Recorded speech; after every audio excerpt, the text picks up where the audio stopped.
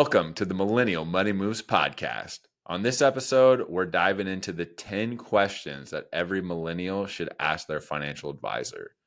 Did you know that 70% of millennials don't even work with a financial advisor? And we find that ones that do aren't sure which questions to ask. So we put this list of the top 10 questions that we think you should be able to answer if you're not working with a financial advisor.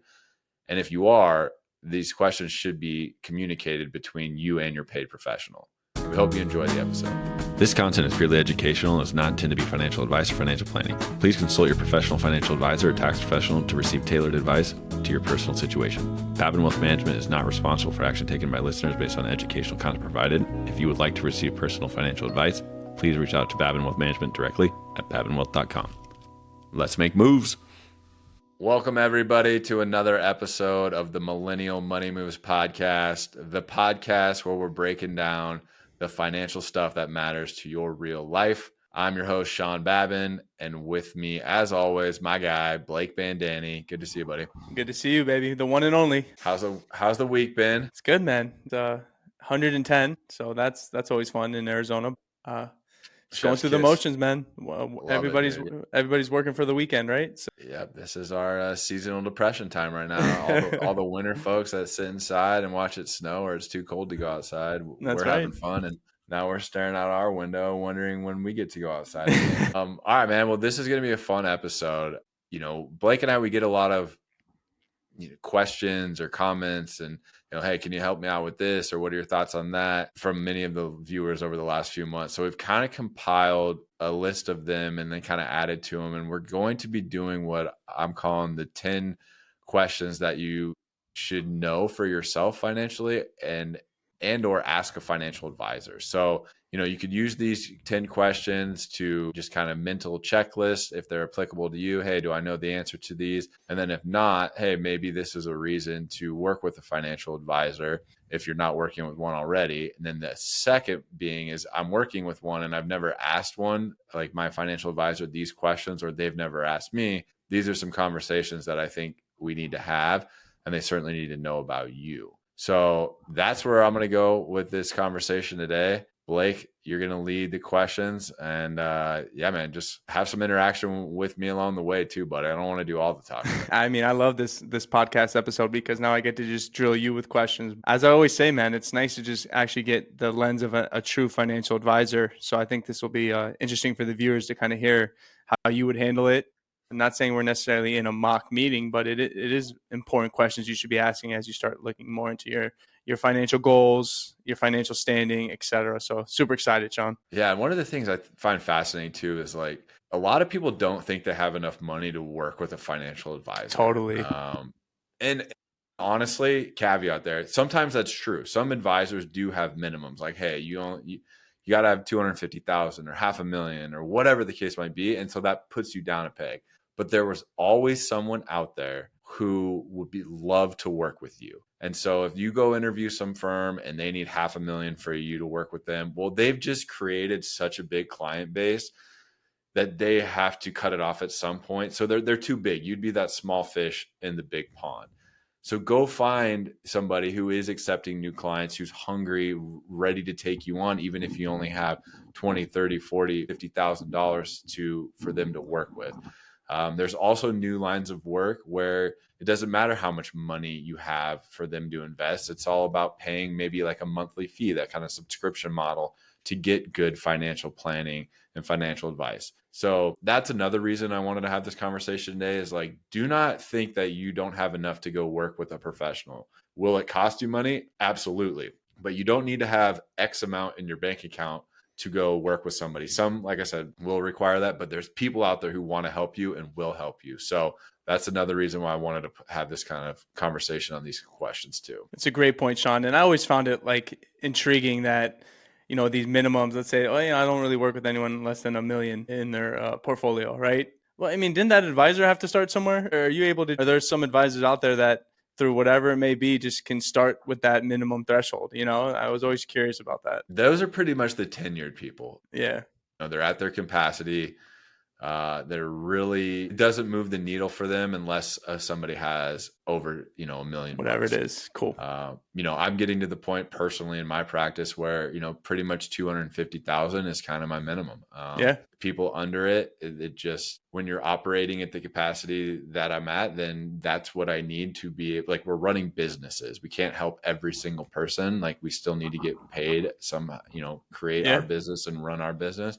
But that's why I love the fee for advice model that I also have too. So maybe you don't have 250,000, but you can pay me $200-300 a month for ongoing advice. And I don't care about the money under management. You're just paying me each month That's to a great point. cover all these 10 questions that we're going to go over. And then we revisit them every year and put a plan in place for you to check in and see how those are going. Well said. So, well, let's jump into it, Sean. Always love to get your free game. I Let's think to your go. point, we kind of put together like top 10 questions, common questions we hear from viewers and just prospects as well for your business. But I think we also kind of segmented these 10 questions. So looking in the kind of the first intro segment, getting into the questions is looking at how you can get your financial house in order, right? What are some questions you should be asking? What are some things you should be thinking about? So I correct me if I'm wrong, but I think this is a very common question you hear a lot, especially in this industry and with your practice. But how do I balance paying off debt with saving and investing on top of paying off this debt that I'm worried about, right? So like, what are some things you can think of as a consumer, things you can start thinking about as far as, getting debt down, but also still looking for your future self? Yeah, man, this is a tough one. And I think a lot of millennials struggle with it, especially college. Student loans is the Big biggest one time. I see. So when it comes to debt, we categorize good and bad debt. So good debt, mortgages, typically a car, unless you have terrible credit and you've got a car payment at like 9 or 10%. For 10 Then years. we might have to have a conversation about that. But typically cars and mortgages are good debt, meaning their interest rates are around 4, 5, 6, 7 versus the credit card debt, the student loan debt. Credit cards can be in the 20s, high teens for that annual rate. Student loans could be more in that 6, 7, 8%, but they're massive numbers. They're like having a mortgage. So that's the whole struggle, is how do I tackle this while saving for myself? And honestly, sometimes the cases are you can't, you have to prioritize. So we always stack debt from the highest interest rate to the lowest, and we figure out how long it's going to take to tackle the first one, the next one, and the next one to get you out of the bad debt scenario. And that starts with the cash flow analysis. So a listener out there, that's the budgeting. A lot of these basic financial stuff, financial planning techniques, is just understanding your cash flow each month, how much I'm bringing in, where is it going? And you have to recognize you're going to have to say no to things. If you're going out to dinner every single week, maybe multiple times a week, or going on those vacations and putting 5, 6, 7,000 on a credit card and saying I'll get to it later, you are putting yourself in that negative place, and it's just self-inflicted. And if you've got a $200,000 or $100,000 student loan hanging over your head that you're just making the minimum payment on, and you're like, okay, for having this for the next 30 years, then that's the juggling act that you've put yourself in. So, quick takeaways, just line them up, good debt to bad debt, worry about the bad debt, the high interest ones, and then do a budget analysis of like, where's my money going each month?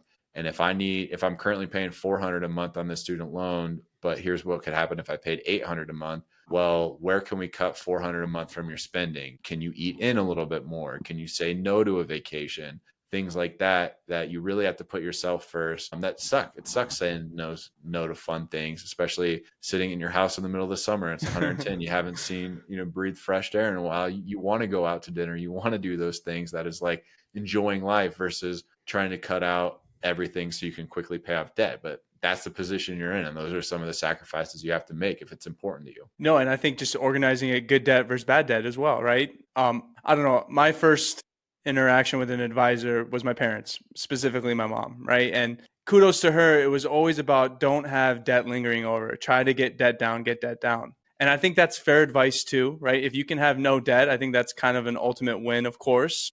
But a prime example is when I had bought my newer vehicle, I don't know, 2-3 years ago now. I started making some commissions at my job, and I was talking to my mom about it. And I was like, maybe I should just start putting this money down to lower my car loan. But then she even made the statement of, well, what's the interest rate on your car loan? And what would you get in a high yield savings account? and I would get more of an interest on a high yield savings account than I would be paying off with the lower interest and the car note. So why pay off early when I could get the difference in a high yield savings account for my money, if that makes sense, right? So again, shout out to mom for knowing that, but I think there is little aspects to that as well. Like, you don't always have to have zero debt to be in a successful standing. Exactly. You set up the car note for a reason.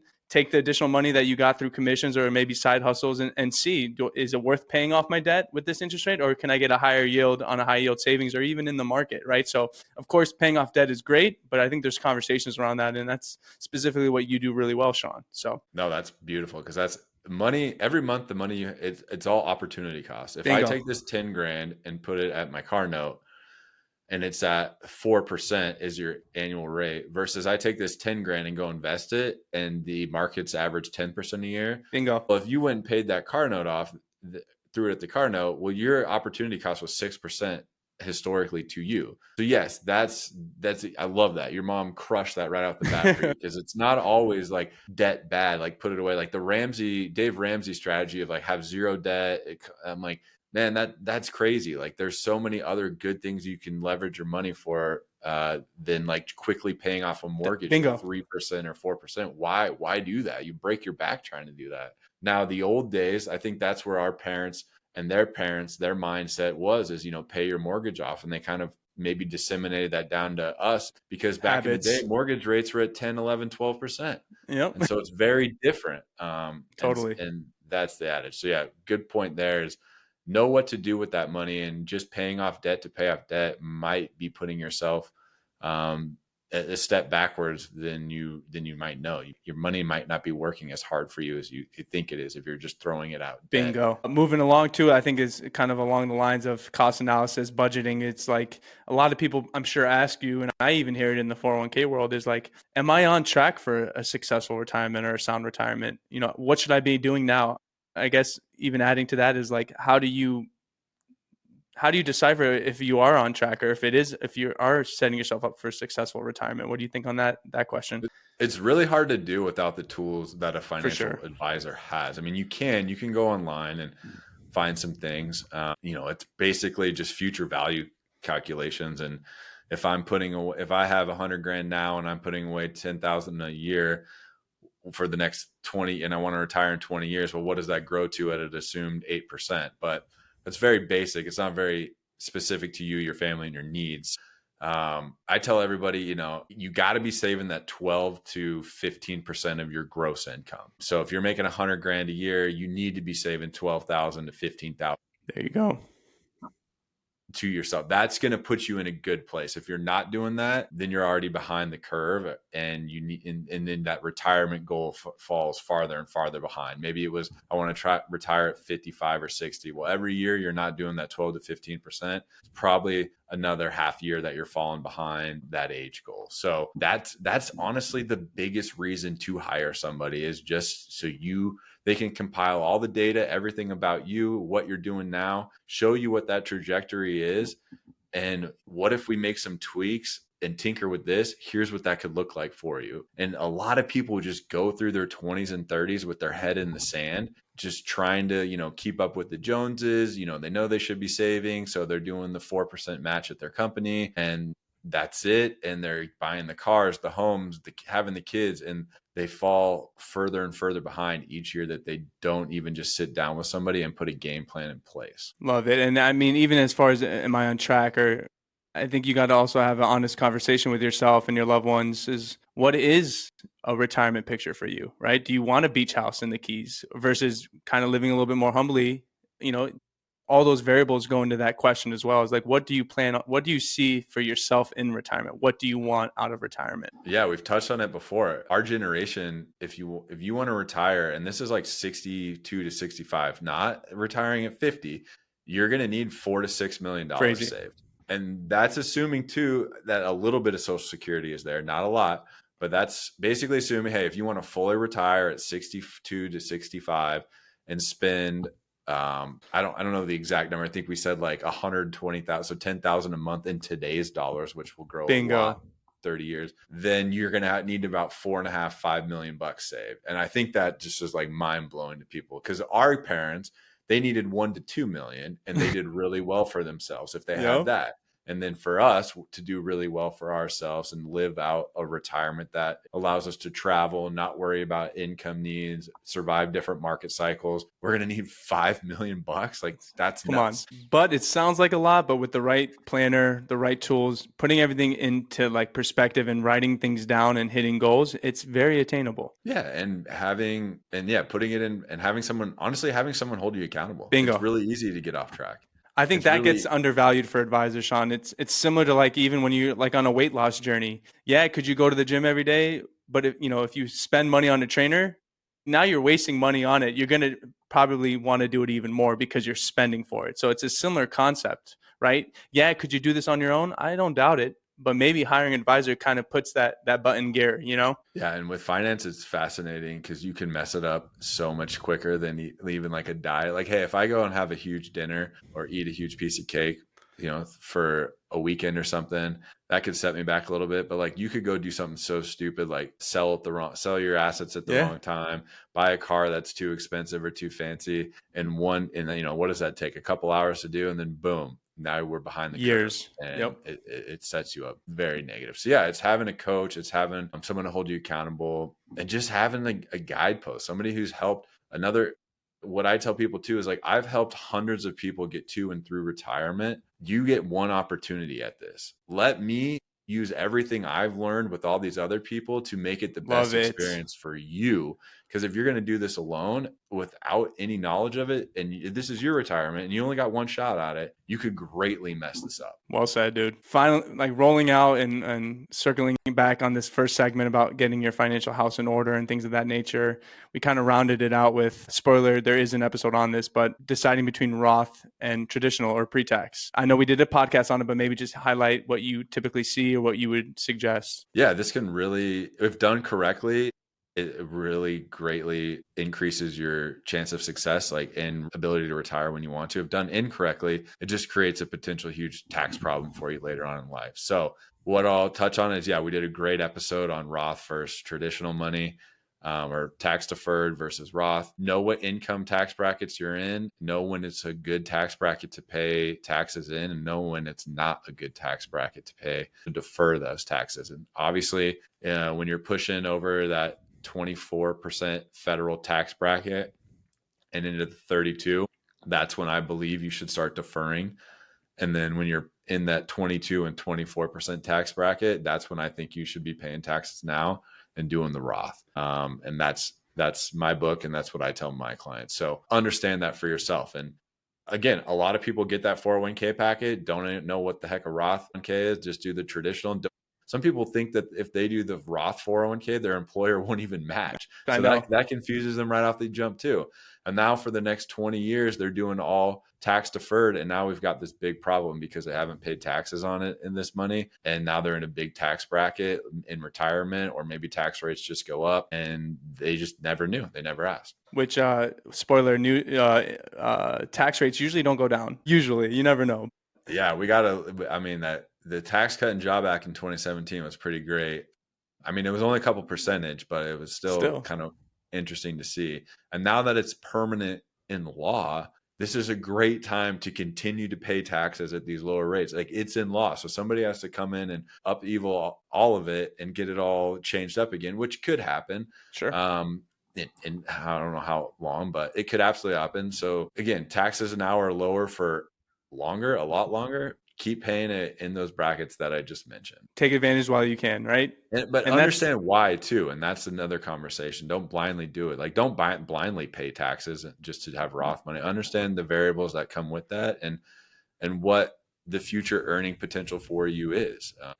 I tell people, if you're in this trajectory where you're going to be making more and more and more, then pay the taxes in this lower tax brackets. And when you get to the bigger ones, defer. If you're consistently in the 24% tax bracket, well, and in retirement, you're going to be in the 22, well, then we should defer and pay taxes later. Like, know what that's going to be for you. It's not just a blind thing. Beautiful. And again, please listen to our old podcast. Love to hear what you think. If you still think pre-tax versus Roth. No, well said, Sean. So going into kind of the second segment of the 10 questions, obviously we just kind of led off with goals, planning, kind of getting your financial house in order, right? I like that phrase. But we also know life happens, right? So moving into the next segment around planning for life goals and even life events. So a common question, obviously we had Slim Jim on a previous podcast as well, but looking at buying your first home or just buying property in general, what should you be doing as a consumer if you think you are going to want to buy a home in the next couple of years? Yeah, boy, has this question come up a lot, and it's Yeah. so much harder for me to answer now because of how expensive everything is. So, if you're going to buy a home in the next 2 years, we need to talk about what that home needs to be for you. What does it look like? Is that a $500,000 home, an $800,000 home, a $3 million home? What is that to you? And then we can start dialing in what kind of down payment makes sense based on your income and your cash flow. If you go from no mortgage to a mortgage, obviously you're potentially renting, and we can, you've got that baked into your lifestyle. But if you're trying to upgrade your lifestyle, can you afford going from 4,000 a month to 7,000 a month? Where are you going to come up with that other 3,000? What are you going to Right. sacrifice? What's going to happen? Because your income, yeah, you might get some raises. Maybe you work on commission, whatever the case may be, but your income typically doesn't pick up like that, like an expense can quickly pick up. So Totally. we have those conversations. And then if your down payment, once we come up with that number, well, okay, where are you at? And what do we need to get? What do we need to start saving each month to get to that point in 1 or 2 years? Maybe it's just not even feasible. Maybe you need 150,000 for a down payment and you've got 20 grand. Okay, well, we're going to need to start saving a lot of money a month for the next couple of years to get you to where you need to go, or sell something else, some other asset of some sorts. Yeah, it's a tough question now, man. It is not the typical, where you only need 20, 30 grand for 3% down payment. It's so different now planning for, and it's just, It's frankly, scary, man. it's off-putting. It's tough to watch clients try and buy a house where their mortgage is going to be, seven, $8,000, $9,000 a month. And it's just like, how do you do this? Like, how do you feed your family? And you're just house poor. And I don't want that for anybody. Like, I don't know if a home is quite worth that, but those are the conversations you got to be having and know what you can afford versus just pulling the trigger on it. Love it. And then also kind of leading into like what we talked about as far as maybe looking and trying to take advantage of Roth, but another life goal or preparing for is reducing your taxes for your future years, right? Because if you've been very heavy on saving, but it's been a lot of tax deferred monies, what are some strategies as far as reducing your taxes down the road? Yeah, I think working with somebody who does tax planning, a lot of times your CPA or your tax preparer, they're more like a return factory, meaning they're just taking all your info, generating your return, spitting it out, telling you either owe or getting a refund, and then see you next year. There's no sitting down and saying, you need to be taking advantage of this, or you should be taking advantage of this, or hey, you're right on this income threshold. You just moved over from the 24 to the 32% tax bracket. If you deferred 20K in your 401k, well, then we can get you back down into the 24. They're not really tinkering with it. So No. that's why I've started offering tax planning as a part of my offering to clients that have a certain threshold of assets or doing that fee for advice planning, because it's a huge value add, and it can save people. I've done Roth conversion analysis through tax planning that it will save people six, seven, $800,000 in their life, if done correctly. And so those are huge moments to, again, the worth of working with somebody who offers that tax planning. Yeah, it's understanding the trajectory of your income and are you taking advantage of things to help lower your taxes now. You don't know what you don't know, so understanding, sitting down with somebody who can kind of pro forma or put a trajectory together for you and tell you where you're missing out on certain credits or tax deductions. Or even when's the last time someone talked to you about a Roth conversion kind of thing too, right? So maybe you can convert some of that pre-tax traditional monies into Roth ahead of time too. So like there are strategies, and that's where I think you can really stress how important it is to sit down with you. Yeah, and sometimes it's not the most, and we'll be frank with people. Sometimes the W-2, just, it is what it is, and there's not Yeah. much more. But the 401k is a huge tool to be able to potentially get you below, like if you've just crept over into a new tax bracket, and you're sitting in front of your tax person and you're going, why the heck do I owe so much taxes this year? Well, it's because your payroll didn't keep up with you going into this new tax bracket. Right. And so if we were having conversations throughout the year, tracking your withholdings, tracking your K contributions, we could have done a good job of preparing for this. So that tax bill might have been around zero, or maybe you owed a grand versus 8 grand, something like that. I've seen that happen to many people where Totally. they start making really good money and they push into these higher tax brackets that they don't even know, and they don't withhold the proper amount. And now at the end of the year, they owe $10,000 to the Fed and another 4 to the state. And they're going, where am I going to get $14,000 from? I spent all that money. It's all gone. Yeah, exactly. Well, again, just stressing the importance of why an advisor can help you through all this, right? A good advisor, I should say. So rounding off that Yeah. second, I'll go ahead unless you had another comment. No, I just liked how you said a good advisor, because not a lot of advisors dip into this world. Totally.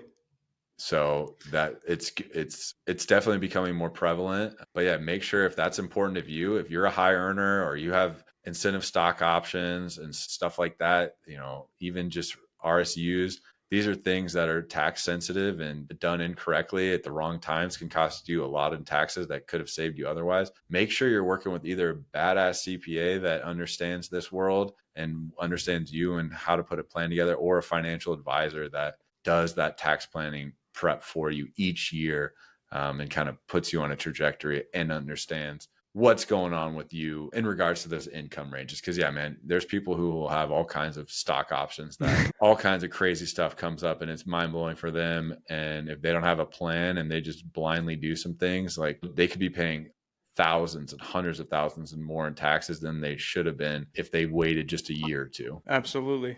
Well, cool. So rounding off like planning for life goals and that kind of segment of this is just the idea. And I think this is huge to remember, is when you have these life events or life goals that you're planning for, even retirement, investment strategy and risk tolerances, right? Don't get me wrong. Setting and forgetting is a great concept, right? It's only going to help you, but that doesn't mean that that's the only answer. So I'm sure you get asked a lot about investment strategies and does that fit my goals? What should I do for risk tolerance? So how would someone listening to that think of investment strategies, risk tolerances to their benefit? Yeah, it's understanding what the purpose of that money is for, when you think you're going to need it, and then honestly what you're comfortable with too. So like for our millennial generation, people in their 30s and 40s, typically retirement should be a ways out. We're talking 20, 30 years. So we've got a lot of time on our side. This money doesn't really need to be thought about too much in regards to tinkering with. So for me, it's, pedal to the metal. We want this to grow the most that it can, because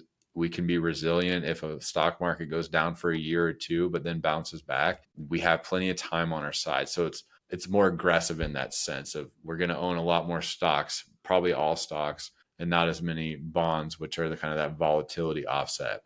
And then the inverse is true for like, I want to buy a house in 3 to 5 years. Okay. Well, we're Exactly. not going to invest your money like we're planning for the next 30 years. So maybe we do like a 50-50 account, or 60-40 or 70-30, just something, whatever you're comfortable with. Cause my worst fear is we've gotten to that 100 grand number that you needed, and then 3 months before you tell me we need that money, the market goes down or something like that. So that's the communication. And as those goals get closer too, you reduce the risk of your investments. Like it's same with retirement.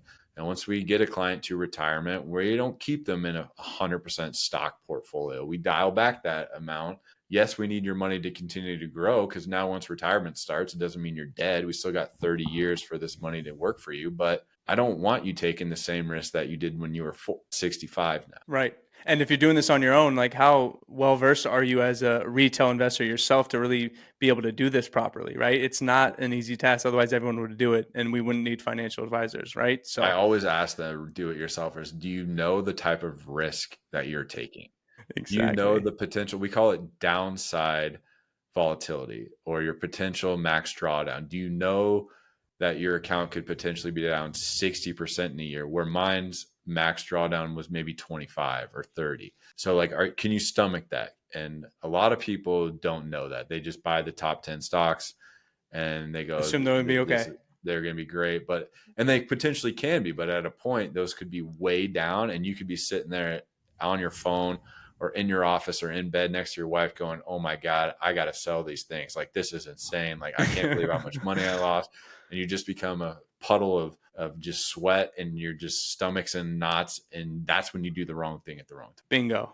Well, good. So, we've kind of talked through just getting organized, budgeting, cost analysis, diving more into now, okay, what's the plan, planning for future life decisions, life goals. And then to round off the top 10 questions you see from prospects and clients, which I think is just as important, is kind of protecting and continuing to build on this wealth, right? So now maybe you're 10, 15 years into your financial journey, your retirement success. I'm sure you get, and we put these questions together because you hear it all the time, but to start off, how do I know if I'm properly insured as far as the aspect of protecting my wealth and continuing to build as well, though? Yeah, insurance is a very customizable thing. It's not a blanket statement for anybody. It's up to what you're trying to accomplish for you and your family and who you're trying to protect. So I think a huge miss with insurance is a lot of people will have some type of group policy, group term policy through their work, and they go, I'm covered. I've got term. I'm great. I've got insurance. It's typically nowhere near the amount that you need. And if you ever leave that job, that term does not come with you. It stays there, and now you're out, and maybe your next job doesn't have insurance, and so now you've got to go get it. So what we do with younger families, starting a family, got a kid, maybe two kids, is we do some needs analysis for their insurance and say, hey, here's how much you're really going to need to be properly protected. And then we talk about how much can you afford? Can you just do $100 a month for each of you? And that's where we'll start. Well, that coverage gets you X on top of what you have at work. Now we're great. But it's really having like a comprehensive approach. And some people, insurance just isn't important to them. And that's the tough thing with insurance is it's like every year that you live, you put off insurance. You just kick the can down the road because it's like it's such a doomsday thing, and it's such a tough thing to think about that until maybe a friend or family goes through it, or maybe your parents get on your ass about it, or somebody closer to you than maybe a financial advisor who's telling you to get it suggested to you, is kind of when you get your butt in gear for it. But yeah, just understanding where your blind spots are. What happened if you didn't wake up this morning and the income stops rolling in? What does that do to your family? Are they going to be okay? Is the assets that you save sufficient enough for you to for your family to live off of? Is it all retirement money? Well, then they withdraw that money. Now it's taxable to them. Like, right. These are the conversations that we have when we're talking about insurance, is the what ifs, then this kind of scenarios. And if you haven't done that with your spouse, or if you have and you're completely comfortable with everything you got going on, great. If you haven't done it, then you need to do it, and you need to figure out what you need to make each other sleep comfortable at night. God forbid the worst happens. Right. And I think even on the flip side, maybe, God forbid something did happen to your loved one and you did come into some type of benefit. Do you understand the next steps with that money, right? Tax implications, what you can do with it. So even from the other side of it is just making sure you have a plan for if you were to ever to receive that benefit, God forbid something happened. So it works both ways. Well said, because that's what's interesting. Like, obviously life insurance is tax free to you, but if you're saying, hey, my K is going to be enough for them, and then you pass away and your wife and you are only in your 40s, well, now that money really can't be withdrawn. I mean, it can be, but it's going to be taxed and it's going to be penalized. Even though you pass, like it's still not what it's there for. And then let's say that $300,000, that term policy that you had at work, like, is that going to cover? That's probably 1 or 2 years of your income is that going to get your family through for the next 10 years until your kids are out of the house? Unlikely. Absolutely unlikely. Right. So it's just an important thing of it in both aspects, I would say, right? Exactly. Great question here, moving along as far as protecting wealth. But, I want to caveat it. If you are participating in your 401k plan, round of applause, nothing bad about it. But, you'd probably hear it a lot, Sean, is like, what are some other things I can do outside of my 401k, like to set myself up for success? I love this question because this typically means we were maxing out your 401k. So you're already doing something good. Yeah. So if you're maxing out your 401k every year, doing the 23/5, and you've got more money to save, and easy ways are just, we can do backdoor Roth contributions for you. That's a $7,000 a year into a Roth that, and then when you're over 50, you can do $8,000 currently. So we can easily do that. I know that's not a lot of money, but that's helpful. And then anything over that, you can do brokerage accounts or taxable accounts, like with your name or your spouse's name. So you could do joint investment accounts. Those have no minimums or no maximums. So you can put as much money as you want into those, and it gets invested just like your 401k. Now it is taxable each year to you, meaning the dividends, the interest, any capital gains that are made, you'll get a 1099 and have to tack that onto your income. But those are a sweet bucket of money just to continually to build liquid wealth for yourself. A lot of people want to dive headfirst into real estate. If you have the gumption, meaning you're up to like manage properties, be a property, run the game of Monopoly kind of thing, go for it. If that fits in where you feel like you have the know-how, sure, that's another way to accumulate some wealth is in the real estate market. But on the investment sides, there's plenty of avenues to continue to put money away for yourself. And every dollar that you do is just another step closer to those goals. And the key is that there are things you can do outside of your 401k when you sit down with someone like you, right? So just keep that in mind. Obviously, super impressive if you can max out your company's plan and you're taking advantage of the IRS limits, but that doesn't mean that that's it, that's all you can do. There are creative ways to continue to set yourself up for success. Yeah, that's a good point. And there's ways to invest exactly like your 401k. So that's Totally. a lot of things people tell me is like, well, my 401k is doing really good. I'm like, well, yeah, so are my clients' accounts. Like we're doing almost not the exact same thing, but we're investing in the stock market, which if your 401k is doing well, then the investments with me should be doing the same, doing well as well. Exactly. Well, I'm interested in moving into the ninth question if you've been tallying us, but I think you probably hear it a lot, but even if you're doing a great job, you've developed your game plan, you've continued to save, and you're looking more into like protecting it and really getting yourself ready for retirement. What are some strong habits that a retail consumer can do, or that they can focus on today to continue to build and protect that wealth? The strongest habit is continue to pay yourself first. I love it. Continue to keep the budgeting alive, continue to know where your money is going. Once you create that budgeting, that monthly budgeting, it kind of becomes like a game you play with yourself. Like I do it every month for our family. And if last month we saved $1,000, this month I want to save $1,500. So good. You kind of, once you know where your money is headed and like where you can cut or where you can say no to, you have control of your money. It's when you're spending money each month, paying the credit cards off, but have no concept of if you're running a surplus or at a deficit. So understand your numbers. I think that's the biggest one is what's your savings rate? What's your cash flow? And where is that a sufficient amount, what you're doing to help meet some goals? Like, and do you need to divert money from your 401k contributions to start saving for a down payment on a home? These are all the things that you kind of have to think about as you move through forming good habits and knowing what to do with that money. Because I've said it before, I'll say it again. Every month we get paid, that fixed amount. It's the same pretty much for most W-2 people. That money's the same amount's coming in every month. And it's what are we doing with that amount?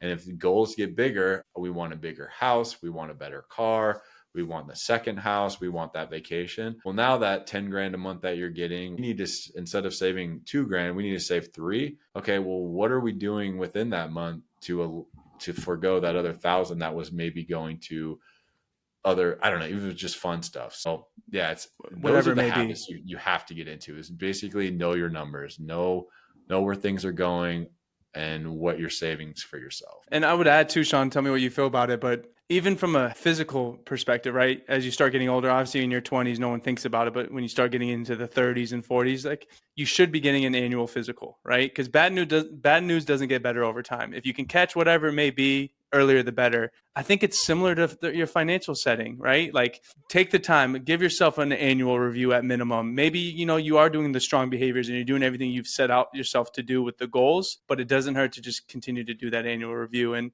I know most advisors probably even recommend a minimum once a year check-in, right? Yeah, no, at a minimum, we have to meet with anybody paying us a fee once a year. There you go.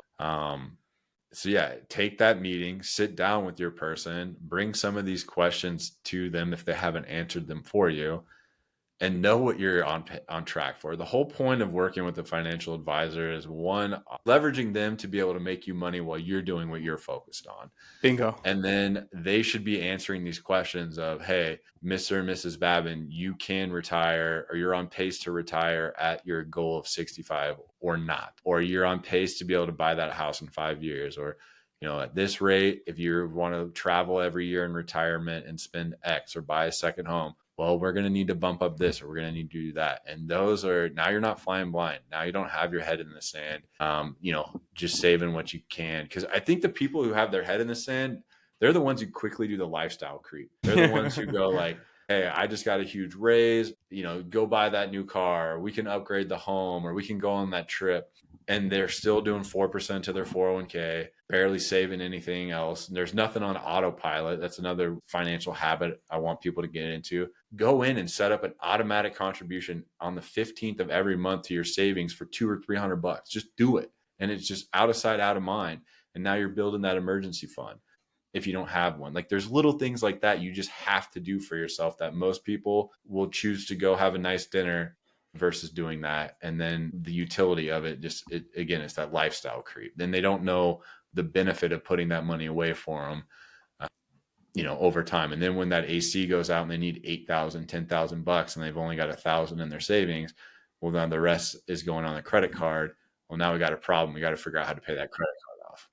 Right. And I think out of all that too, what I really heard too was, you probably, if you have an advisor today, you probably already pay them to at least sit down with them once a year. So if you're just assuming everything's autopilot and you don't check in, or maybe do every couple of years, I mean, you're paying a fee, might as well take advantage of it. Right. So at least an annual check-in. Yeah, man, there's clients that pay me $40,000, $50,000 a year.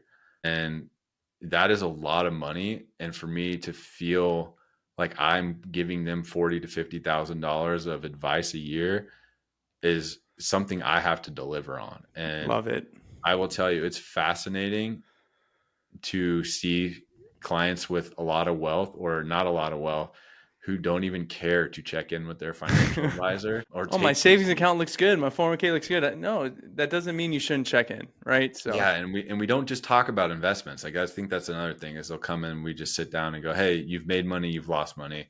Here's 3 reasons why. It's not that, but it's something that you're paying these people for, and you need, if you want, again, it's all totally.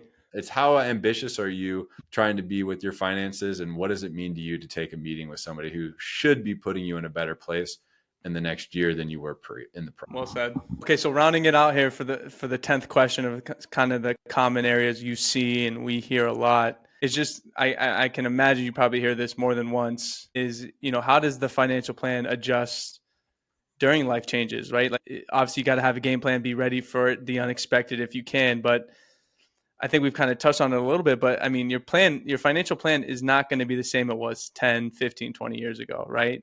How does that adjust? How do you work with the clients to adjust it? And is it just, again, being on pace for what we're trying to accomplish? Dude, the financial plan is dead as soon as they leave that meeting. It's over, because as soon as they walk out, maybe they got a raise, maybe somebody gets sick, like anything can happen. So that's the dance. It's the communication that you have with the advisor and the advisor has with you. If you're not hearing from a paid professional at least once a year, you need to move on. You need to find somebody who will put the time and effort into your family. Or inverse, if you're the client that is deleting those emails or not answering those phone calls, well, now you're not having that meeting a year and the communication is dead. And so that financial plan just goes stale, and there's nothing that they or you can do.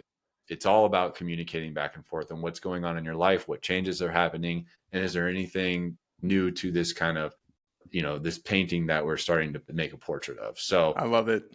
It's forever changing, man. Every month it changes, every day it changes. And those are things that, I love it when a client calls me and says, hey, we're pregnant, or, hey, I got a new job, and they do it on their own. And it's not a meeting I had to have. They just like call me and they're happy to tell me. And those are the people that I know are going to be successful, because they keep me in the loop, and they'll ask, what does this do to my financial plan? Like, what's having a kid going to look like? What is now making 150 versus 120 grand? What should I do with this extra 30,000? Where's the best place to put it? Those are the people who are in tune, and they're the ones who I know will be successful, just because they're showing the ability to care and wonder how this.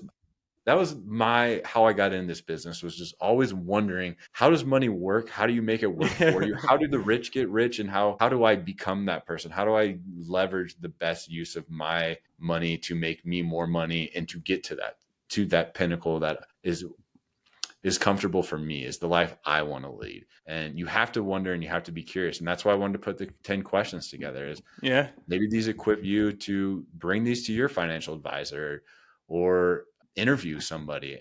And I'll do a selfless plug here. If you're out there and you don't work with somebody and you like what you're listening to, call me. Go to my website, babinwealth.com. Check it out. You can book a meeting on there, or just reach out to us. I'd love to take an intro meeting with you and just see where you're at in life and what you're trying to accomplish. And let's put a plan together to kind of help you hit some of these goals that you have for you financially. It's just well put, Sean. And they can call me as well, but I'm just going to send them to you. But no, man, I think that's the key, right? Is just everything we've touched on this episode is there's a lot of moving parts, right? There's no perfect retirement route to retirement. There's no perfect, successful financial plan. What is successful is working with the right people so you can plan ahead and plan accordingly, right? And that's what you bring to the table, and I've always been appreciative of. So kind of rounding it out to the episode though, obviously we segmented into getting everything in order, right? Budgeting, cost analysis, to start planning for some of your life goals in that second segment, things you can ask, things you can think about, to also the final segment of protecting and continuing to build on that success. But before we end off, what would be the number one thing? And maybe there's more than one, maybe it's a 1A, 1B, but what would you want a viewer to get out of today's episode? Just know that you're not alone, that there's people out there that can help answer these financial questions that you have. Don't be the person with your head in the sand for a decade or 2 decades and then get to being 45, 55, 60 and going, maybe now I should talk to somebody. Because I think people get single track minded. They go, look, I'm at my job. I love my job. I'm just contributing to my 401k. There's nothing that this Sean guy can do for me because I'm doing 10%. I'm great. I'm getting a 4% match. So that's 14%. I'm going to be fine. But what if your retirement requires you to only do 8% or you need to do 15% because you've got this big pick, like you mentioned, there is no set number of like, hey, save $5,000 a month and you're going to be great. Like you're going to be, it's not that. So that's the one thing I want a listener to take away is if you're not working with somebody, just interview a couple, especially if you're making decent money, or ask your parents what a good starting points might be. And if they're not a good sounding board for financially, then just start listening to these episodes, and these will give you some content or good starting places to start making adjustments to your finances. And if you're out there listening and you have a financial advisor who's not bringing this stuff up with you, then shop for a new one. And if you have one that is bringing this stuff up with you, then you're working with someone great, and continue to develop that relationship. But do not go a decade or two thinking that you know what you're doing and not having the easiest question answered of what is this trajectory that I'm on? What does this look like in 20 years? Because that's what we get paid to answer. And that's the most basic of it. That is the literal starting point. Couldn't say it any better. I would just end it, if you're not a mechanic and you hear something wrong with your car, or something's up with your car, you're not trying to fix it on yourself, right? You're going to the local mechanic, or you're going to the dealership. It's no difference with your financial stance, right? Not saying you can't do it on your own. And I'm proud of you as a listener if you're maxing out 401ks and you're doing great stuff. But Sean, this is his profession, right? It's no different than when you hear something wrong with your car and you're not a mechanic. It applies to your financial standing as well. So always appreciate the free game, Sean, and always great to see you, buddy. You too, man. This was a good one. Yeah, we'll see you guys. We'll be back at it again. So thanks, Let's get it. Have a good rest of the week, bud. You too.